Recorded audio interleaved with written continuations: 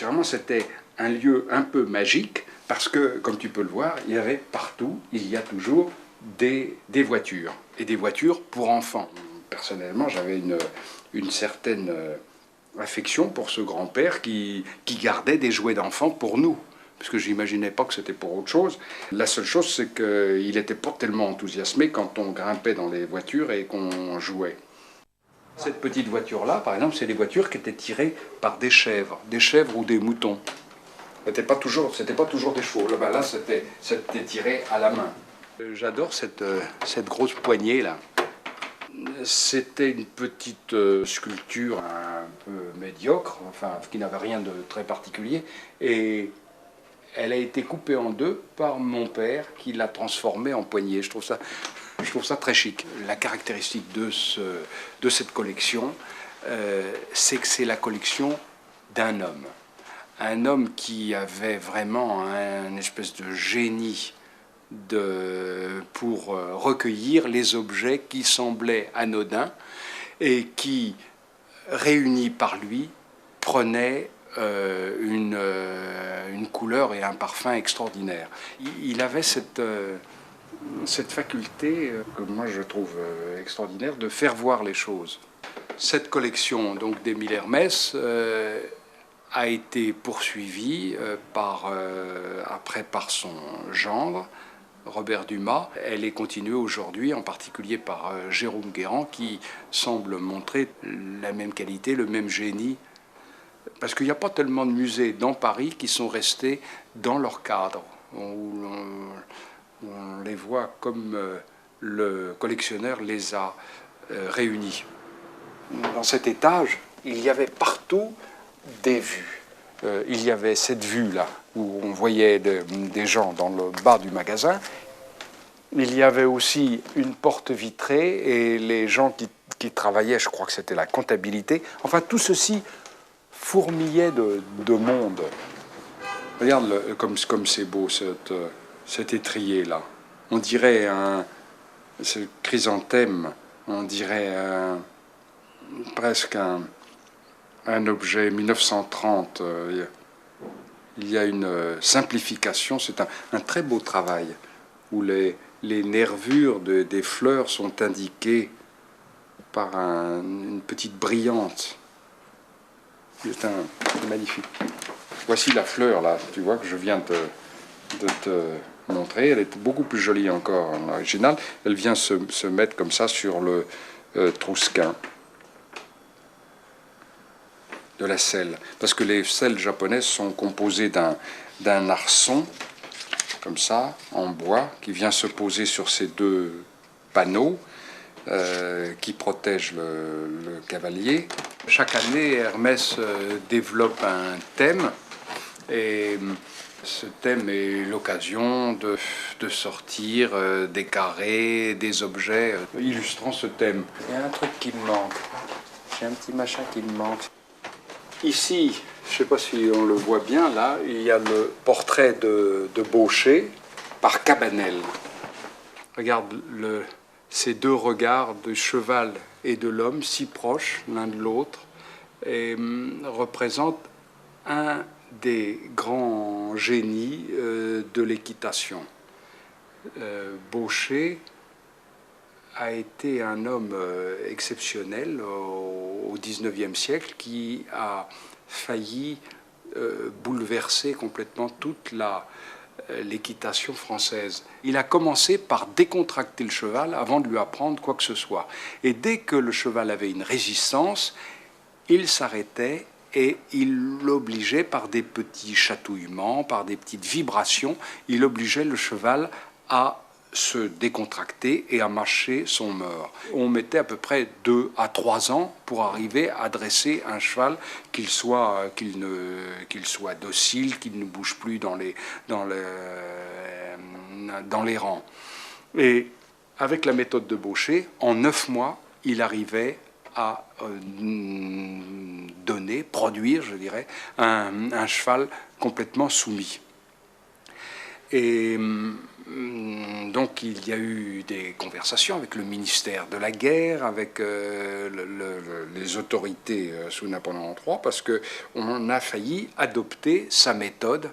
Et ça avait une importance mais considérable. C'était pratiquement comme aujourd'hui, on pourrait comparer ça à quelqu'un qui arrivera à faire marcher des automobiles en employant l'eau du robinet au lieu de mettre de l'essence.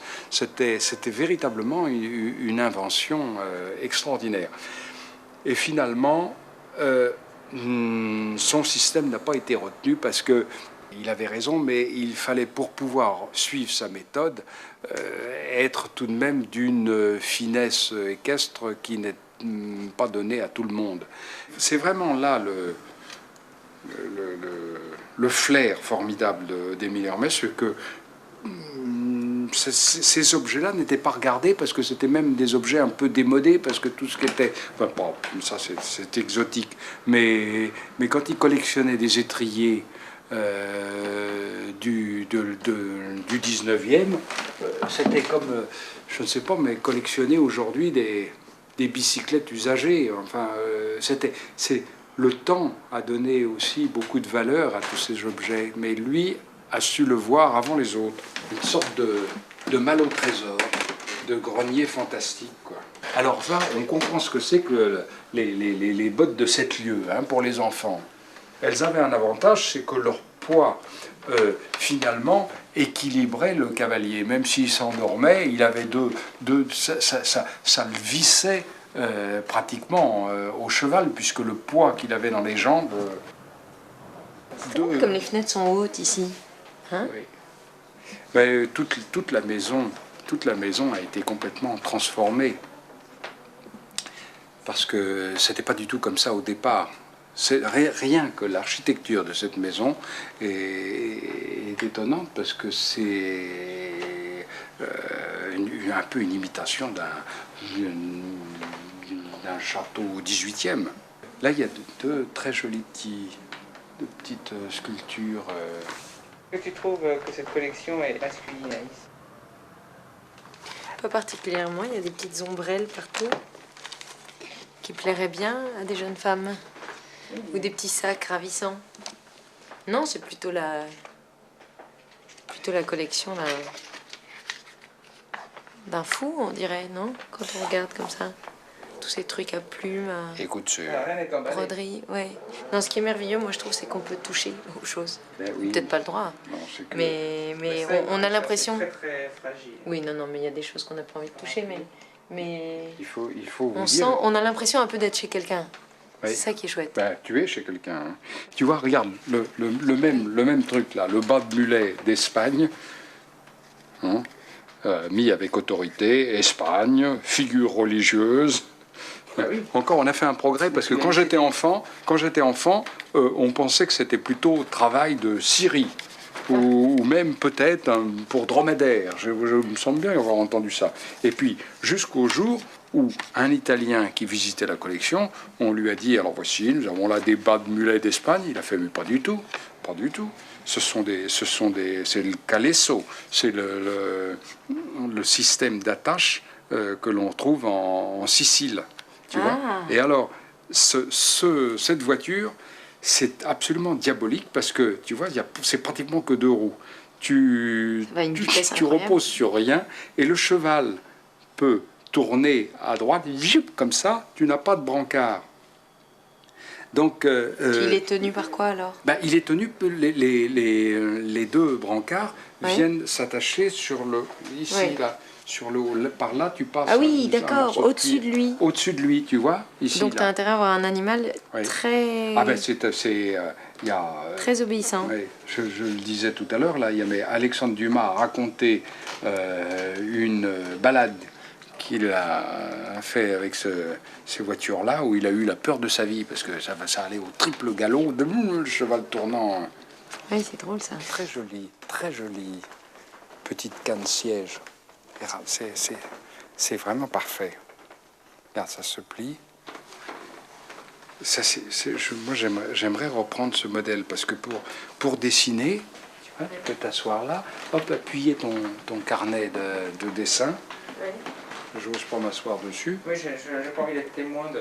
Oui, oui, je vais pas vous le faire, mais c'est vrai, je trouve ça très joli, très simple. Qu'est-ce que vous avez comme objet que l'on pourrait voir, peut-être filmer dans le magasin, là? Vous avez une... Il y a le grand cheval à bascule, Oui. qui est très amusant. Je ne sais pas Oui. si vous avez des souvenirs personnels. Bon, on en a tous, c'était à Cannes, c'était à Cannes, on arrivait à rester comme ça, cabré. Parce qu'il est d'une taille gigantesque. Ah oui, alors là, on n'en retrouvera pas deux comme ça. Oui. On a tous eu un cheval à bascule, mais pas de cette dimension. Oui.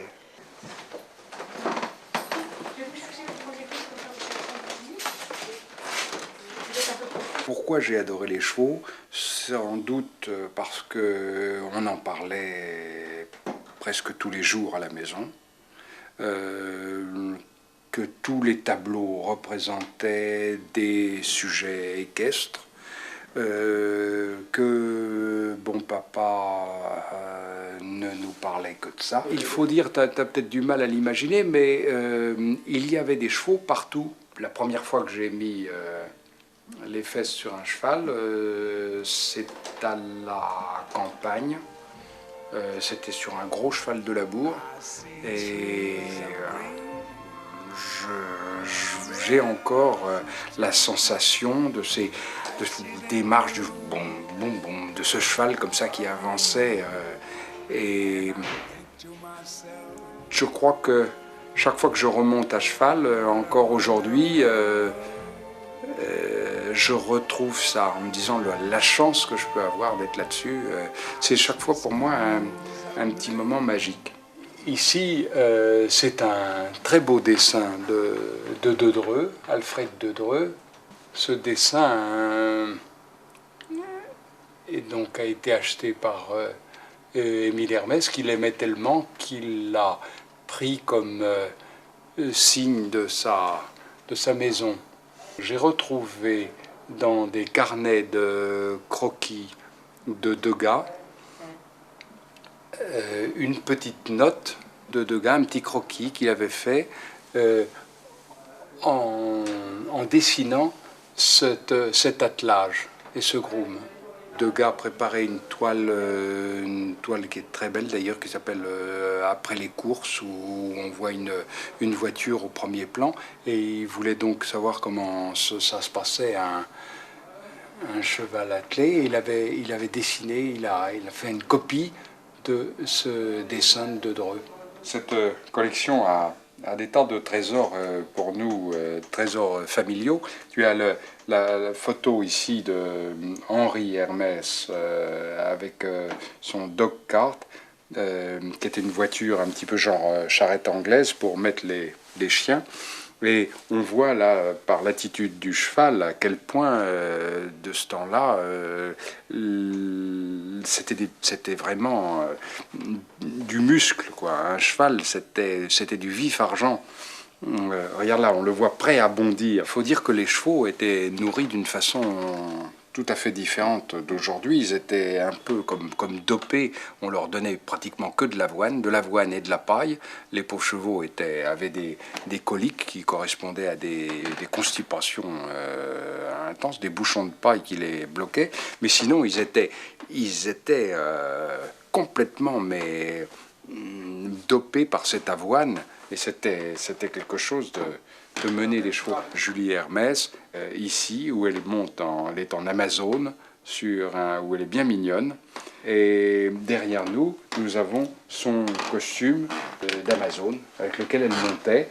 Et j'ai vu souvent ma sœur Catherine, qui, lorsqu'il y avait des balles déguisées ou je sais pas quoi, et qui se mettait en Amazone, et elle avait une allure certaine, avec une taille fine et une poitrine proéminente. Elle était absolument à croquer. Émile Hermès, il suivait vraiment toutes ses ventes. Fantin-Latour, on ne dirait pas un Fantin, hein. Je connais pas. Voilà un Dedreux. Ça, c'est superbe. Superbe, regarde la lumière de ça.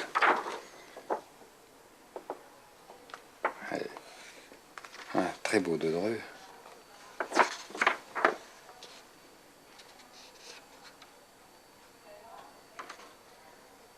une peinture un peu grivoise avec une toilette intime. Ça c'est formidable, ces deux gars-là. Il a dessiné ça au tribunal. Un accusé au tribunal. Et puis le jockey blessé. Il n'a pas fait une toile, mais il a fait des tas d'études pour ça. Allez. Ouais, tous ces livres sont passionnants. Les clients représentaient une espèce à part. C'est là, aujourd'hui, les gens sont habillés comme sont dehors. Mais là, c'était... Enfin, je ne sais pas si c'est ma vision d'enfant, mais j'avais l'impression que c'était que des princes. Tu vois, il y avait beaucoup moins de clients, et puis des gens qui avaient une allure folle, qui venaient en colture, avec suivi de leur belle chambre pour porter les paquets. Hein. C'était vraiment un monde à part. Ce musée est le seul lieu de mon enfance où je retrouve immaculé. J'y vois aussi tout ce qui m'a marqué dans ma vie. Le goût du travail bien fait, les chevaux, ces objets un peu anodins qui prennent un parfum extraordinaire par le regard qu'on peut y porter. Une belle canne de marché qui te permet de marcher et de porter tes paquets lorsque tu vas au marché. Mais ça prend juste la position de l'épaule.